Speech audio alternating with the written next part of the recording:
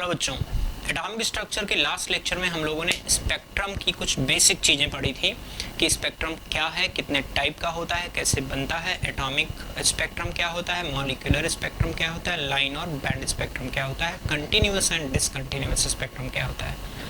आज हम लोग स्पेसिफिकली हाइड्रोजन स्पेक्ट्रम के बारे में बात करेंगे। हाइड्रोजन स्पेक्ट्रम या किसी और एटम का स्पेक्ट्रम नॉर्मली कैसे बनता है ज़रा समझिए। When hydrogen gas is taken and subjected to a high voltage, hydrogen gas को हाई वोल्टेज दिया, हाई वोल्टेज देने से हाइड्रोजन गैस बेसिकली स्प्लिट हो गया एटम में। एंड क्योंकि हाई वोल्टेज दिया है यानी हाई एनर्जी सप्लाई किया है, तो जो एटम है वो ग्राउंड स्टेट से एक्साइटेड स्टेट में चला जाएगा। इसके बाद की कहानी आपको पता है। मान लीजिए कि उस एटम में जो एक्साइटेड स्टेट में गया है उसमें इलेक्ट्रॉन चौथी ऑर्बिट में है, तो आपको पता है एक्साइटेशन टाइम बहुत कम होता है। Immediately electron will de excite to the ground state, और जब वो ग्राउंड स्टेट में आ रहा होगा तो it may have a multiple ways to come to ground state, और उन्हीं वेज को अगर कलेक्ट करके इकट्ठा करके हम एक बंच बना दें तो that different bunches, different such bunches are going to be called as hydrogen spectrum.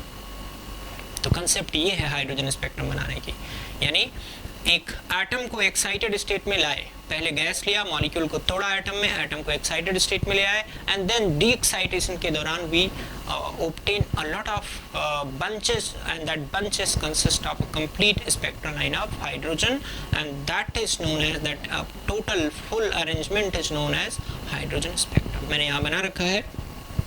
पहले तो ये हाइड्रोजन गैस एटम में आया, एक्साइटेशन हुआ, एक्साइटेशन होने के बाद डी एक्साइटेशन होने से जो फोटॉन्स निकले उनको यदि प्रिज्म से पास किया तो इस तरह का बंचेज मिले हमें। यहाँ पे देखिए 4-5 इनफैक्ट 6 बंचेज मैंने बना रखे हैं, एंड इसी को मैंने यहाँ से दिखा रखा है। ये आपको बहुत क्लियर कट बात बताएगा एग्जैक्टली इन बंचेस का मीनिंग क्या है।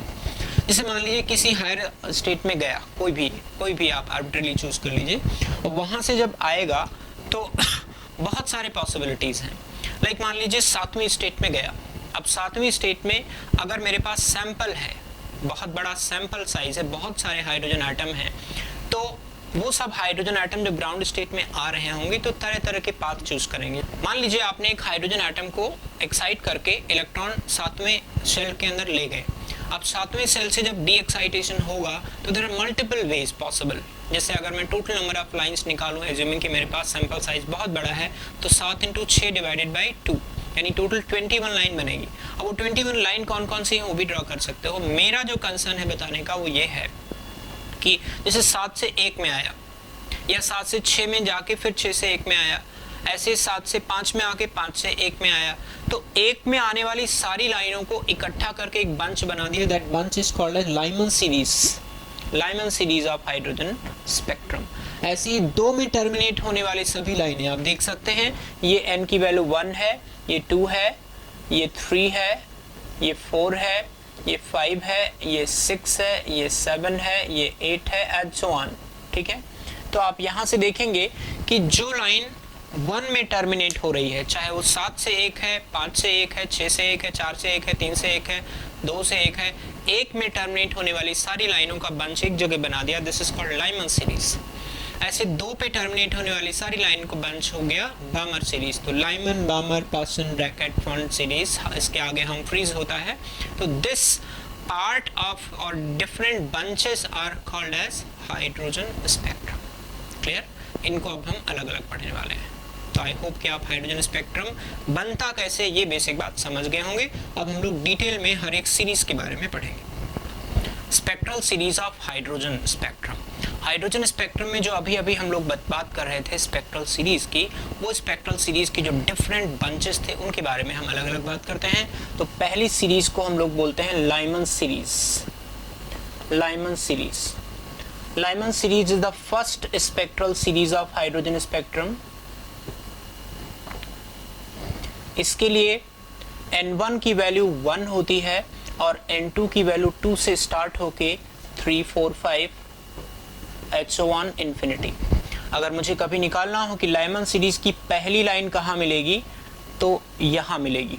यानी N1 की वैल्यू 1 हो और N2 की वैल्यू 2 हो तो इससे, इस ट्रांजिशन से यानी सेकेंड शेल से जब फर्स्ट शेल में इलेक्ट्रॉन आएगा तो जो फोटोन निकालेगा, वो फोटोन जब फोटोग्राफिक प्लेट पे टकराएगा उससे जो निशान बनेगा वो पहली लाइन होगी लाइमन सीरीज की।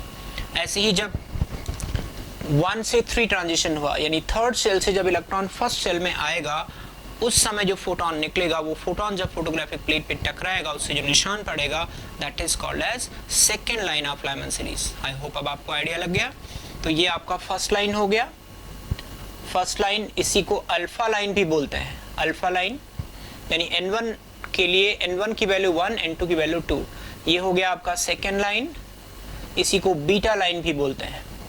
ऐसे ही ये हो गया आपका थर्ड लाइन 1 to 4, ये थर्ड लाइन, इसी को गामा लाइन भी बोल सकते हैं। ठीक है, गामा का मतलब गामा रेडिएशन नहीं है, सिंपल सिंबल है यहाँ पे, गामा रेडिएशन मत समझना।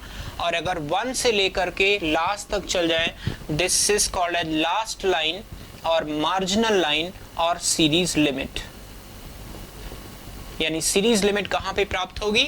जब इलेक्ट्रॉन इनफाइनाइट से 1 में आएगा, या 1 to इनफाइनाइट कहें, क्योंकि हम लोग एक एमिशन स्पेक्ट्रम की बात करते हैं तो इलेक्ट्रॉन को ऊपर से नीचे आना चाहिए। तो इनफाइनाइट से यानी बाहर से इलेक्ट्रॉन जब फर्स्ट ऑर्बिट में आएगा तो उससे जो लाइन बनेगी that is called series limit. कभी कभी इस पे बेस्ड ऐसे क्वेश्चन भी पूछते हैं कि जितनी भी लाइनें बनी हैं उनका एनर्जी का लिमिट क्या रहेगा, जितनी भी लाइनें बनी हैं उनकी वेवलेंथ फ्रीक्वेंसी का लिमिट क्या रहेगा। तो चलिए देखते हैं। अगर मुझे डेल्टा ई का रेंज पता करना हो, मिनिमम और मैक्सिमम, तो कैन यू अंडरस्टैंड 1 से 2 के बीच का जो एनर्जी गैप होगा that will be minimum energy gap, and 1 से इंफिनिटी का जो एनर्जी गैप होगा that will be maximum energy gap. तो डेल्टा ई 2 to 1 ये है minimum, and delta E 1 to या इनफाइनाइट टू 1 लिख लो, ये है मैक्सिमम एनर्जी गैप।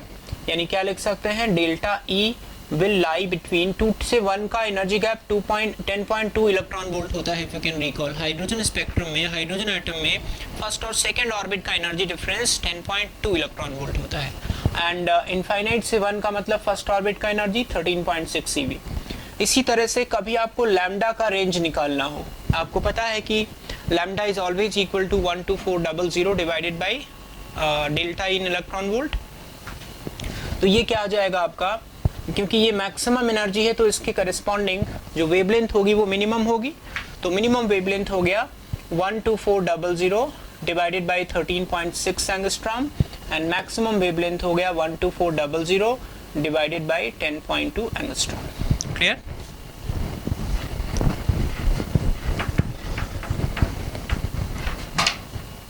तो यहाँ से लैम्डा का हमने रेंज बता दिया और एनर्जी का रेंज बता दिया। इसी तरह से आपको कभी फ्रीक्वेंसी निकालना है तो लैम्डा पता है, वेलोसिटी ऑफ लाइट पता है, क्योंकि हम लोग फोटोन के बारे में बात कर रहे हैं, तो photon travels with velocity of light, तो आप उसका फ्रीक्वेंसी भी निकाल सकते हैं, right.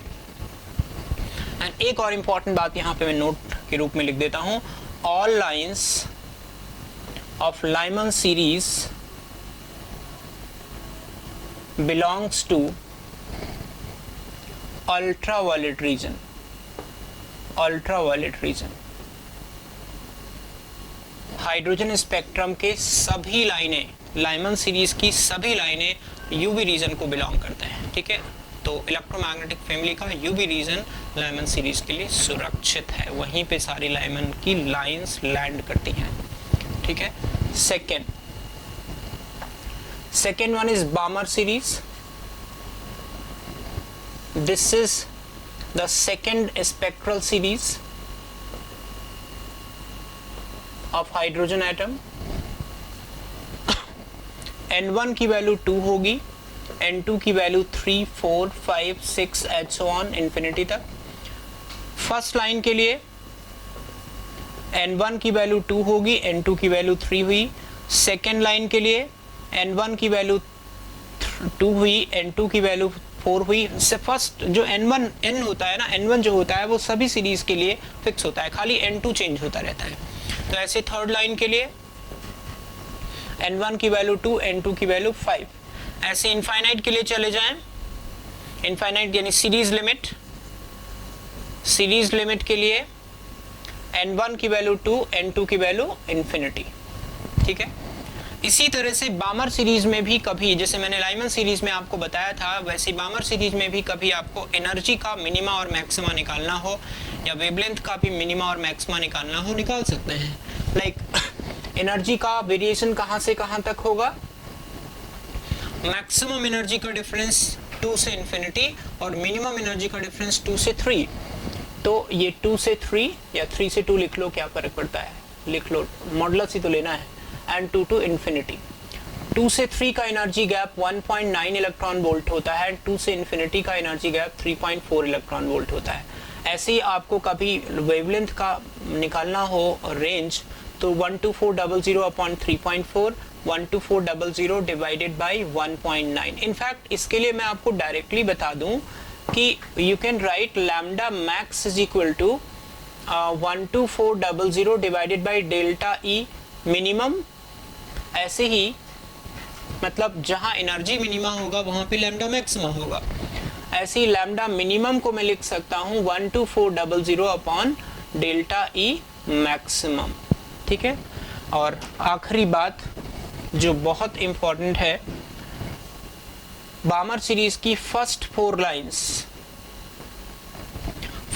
Lines of बामर series belongs to visible region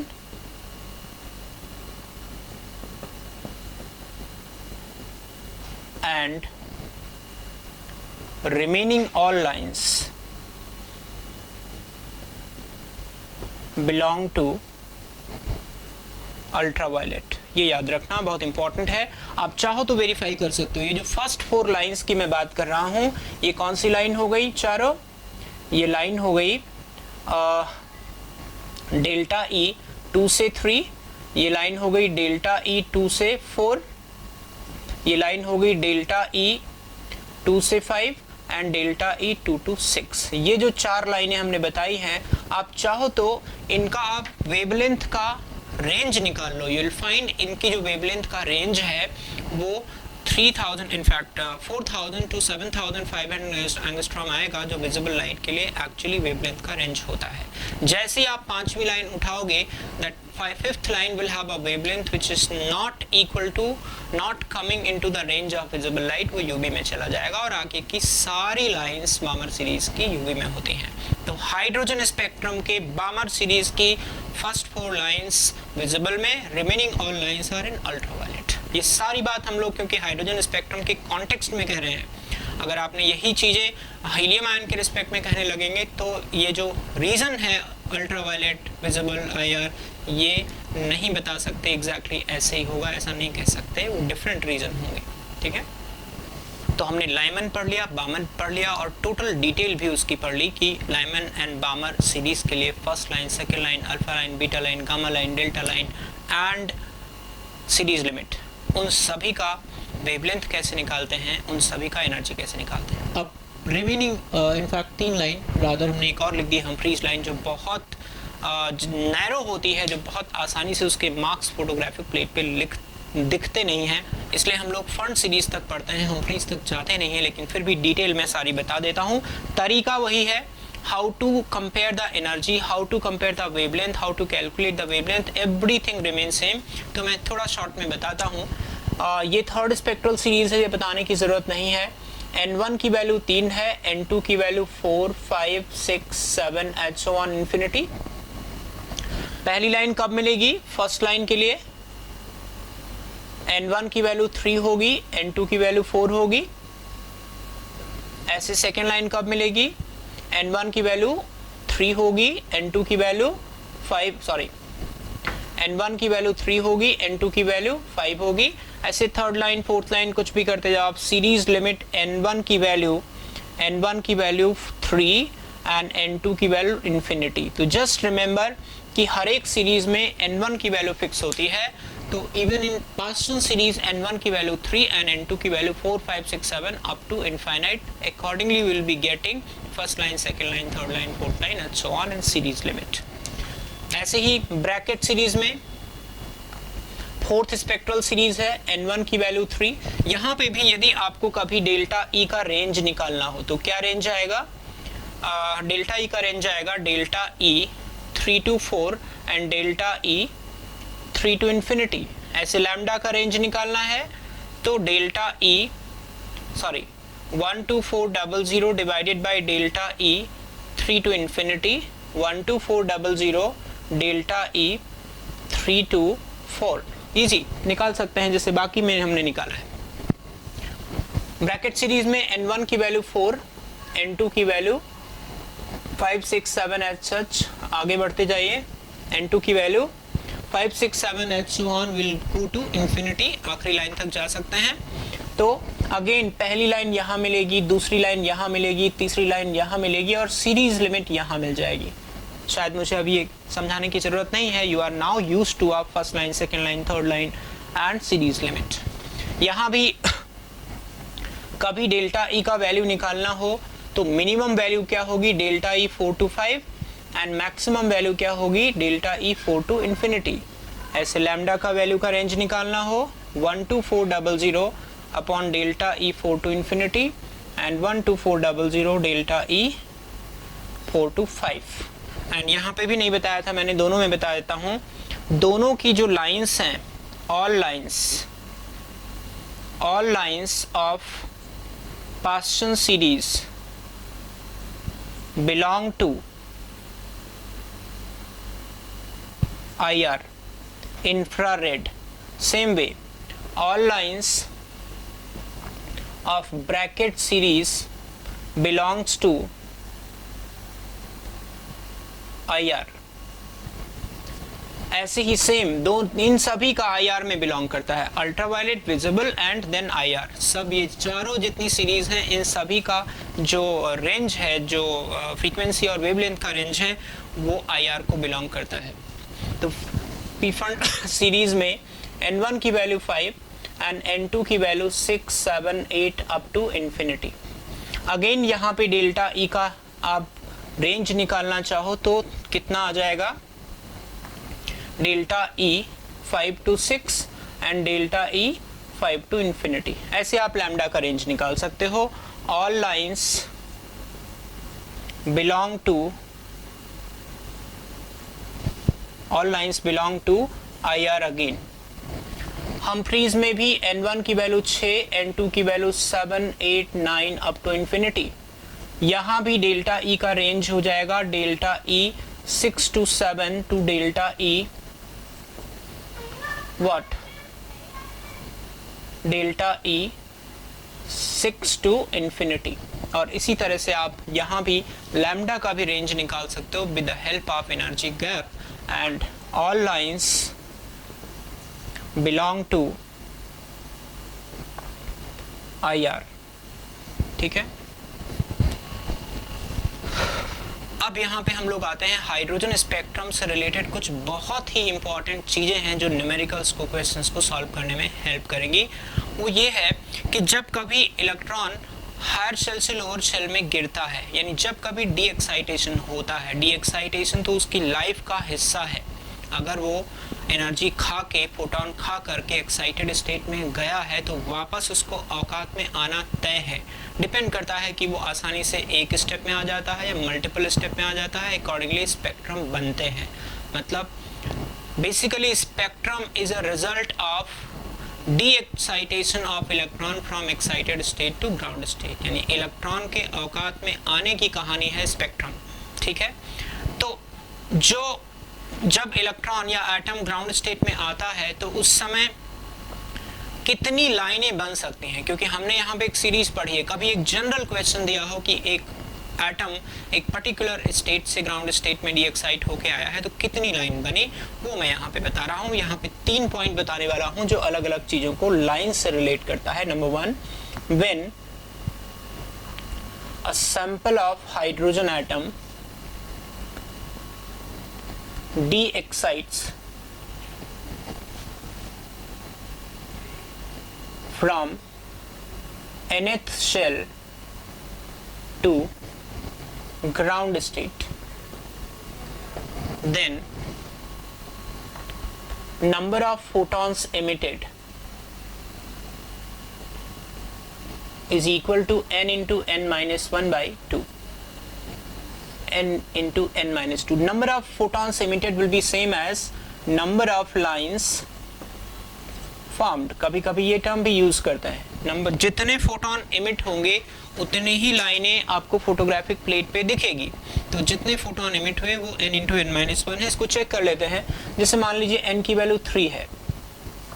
अब 3 है यानी 3 से जब 1 में डी एक्साइट होकर के जाएगा तो कितनी पॉसिबिलिटी है? 1 2 3. 3 से डायरेक्टली 1 में चला जाए या 3 से 1 में चला जाए, 3 से 2 में जाए एंड देन 2 से 1 में चला जाए. तो टोटल कितनी लाइनें बनी? 3 से 2 के लिए एक लाइन, 3 से 1 के लिए एक लाइन, 3 से 1 के लिए, 3 से 2, 3 से 1, 2 से 1. ये टोटल 3 लाइनें बनी. फार्मूला लगा के देख लो, 3 इंटू 3 माइनस 1 बाई 2. ऐसे मान लीजिए n की वैल्यू 4 है.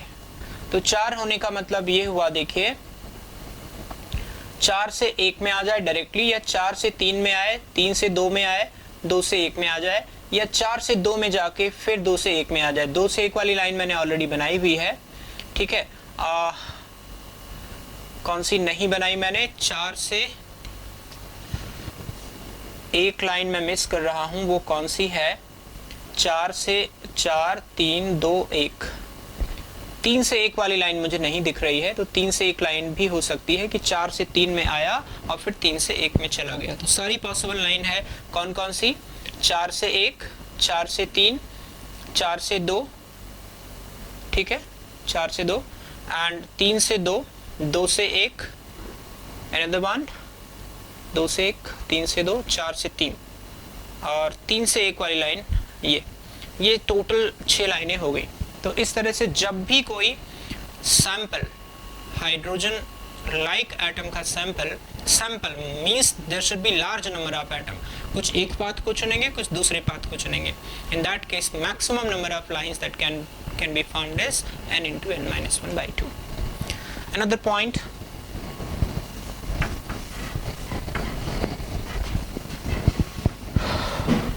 point number 2, when a single isolated atom or ion de-excites from nth energy level to ground state, maximum number of lines that can be formed is, या maximum number of photons that can be emitted is n minus 1. जैसे मान लीजिए चौथी cell में है, तो चौथी cell में क्योंकि एक ही एटम है तो एक ही रास्ता चुन सकता है, मल्टीपल रास्ते नहीं चुन सकता. तो अगर फोर्थ सेल में है और 1 में आना है, बीच में 2 है, 3 है, देन 1 है, तो ऐसा हो सकता है कि 4 से 2 में आए, 2 से 3 में आए, 3 से 1 में आ जाए. एक ही एटम में तीनों ट्रांजिशन दिखा सकता है. ठीक है, और पॉसिबिलिटी क्या हो सकता है? 4 से 2 में आके 2 से 1 में आ जाए, तो वहां तो 2 ही लाइनें बनेंगी, 4 से 2 वाली और 2 से 1 वाले. एंड ऐसे ही 4 से 3 में, 3 से 1 में वहां भी 2 लाइन मिलेगी. तो सबसे ज्यादा लाइन तभी बनेगी जब वो हर एक शेल में रुकता हुआ आए, और अगर हर एक शेल में रुकेगा तो n-1 लाइन बनेगी. 1 में तो आना ही है ना. तो जैसे चौथे से 1 में आना है तो 4 से 3, 3 से 2, 2 से 1, 3 लाइन है. तो जब भी सिंगल आइसोलेटेड एटम होता है, कोई सिंगल इलेक्ट्रॉन सिस्टम होता है और वो डी एक्साइट होता है, तो मैक्सिमम n-1 लाइनें बना सकता है. Clear? Number 3, when a sample of hydrogen atom gets de-excites from n2 energy level to n1 energy level. हालांकि ये फर्स्ट के पॉइंट के जैसा है, बस फर्क सिर्फ इतना है कि वहां पे n1 फिक्स है ग्राउंड स्टेट, यहाँ पे n1 फिक्स नहीं है. 7 से 2 में भी आ सकता है, 7 से 3 में भी आ सकता है. फर्स्ट केस में 7 से 1 में ही आना पड़ेगा. तो n2 to n1, then maximum number of lines formed is equal to delta n into delta n plus 1 divided by 2, and delta n is going to be n2 minus n1. ठीक है, ये formula और first formula मोरलेस same है, फर्क सिर्फ इतना है कि फर्स्ट में हम लोग ग्राउंड स्टेट लेते हैं, n2 n1 की वैल्यू को ग्राउंड स्टेट लेते हैं n2 से n1 में जब जा रहा होता है, ठीक है। तो दिस इज वेरी इंपॉर्टेंट की point two calculate number of lines formed और नंबर ऑफ फोटॉन्स एमिटेड, ठीक है। तो ये हमने बताया और सिखाया आपको हाइड्रोजन स्पेक्ट्रम के बारे में। This is extremely useful numerical point of view से, IIT JEE के अंदर आने वाले या नीट में आने वाले क्वेश्चंस के पॉइंट ऑफ व्यू से ये टॉपिक सुपर इंपॉर्टेंट है हाइड्रोजन स्पेक्ट्रम का। हालांकि फिजिक्स में भी पढ़ते हैं आप लोग, मॉडर्न फिजिक्स में, ठीक है।